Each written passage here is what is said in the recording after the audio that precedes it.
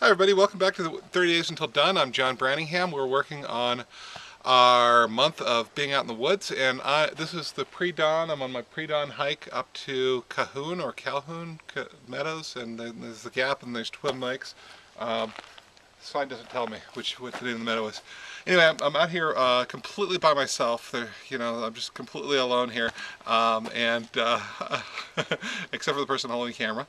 I'm thinking back to all the times that I've been outside alone. And so today, what we're going to talk about is a direct contact with nature. Now, whenever I give this prompt, people always take it wrong, right? I'm not suggesting that you go back to when you were 3, or when you were 7, or when you were 20, or any time. But what I want is the first time you can remember that you were outside by yourself, right? That's the prompt today, and describing that story. It's not the fact that you were young doesn't matter, right? It could be the first time you remember you were outside by yourself, you were 58. That's fine, right? We're not going for a childhood thing, but when I say that, that just triggered a memory in you, and there's a reason that memory was triggered, and it's significant at some point.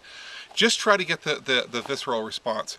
Now, when I do this myself, I've been given this prompt for 20 years now, and I always remembered being outside by myself.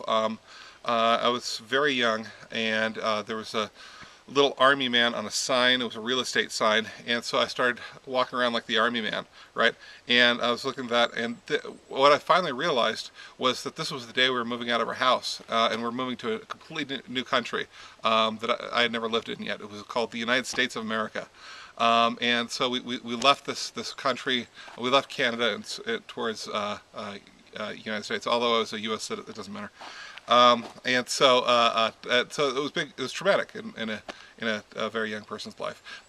You might think of another time. It doesn't matter. It doesn't. The fact that I was 3 doesn't mean that you should be 3, right? Whatever that first time was, write it down.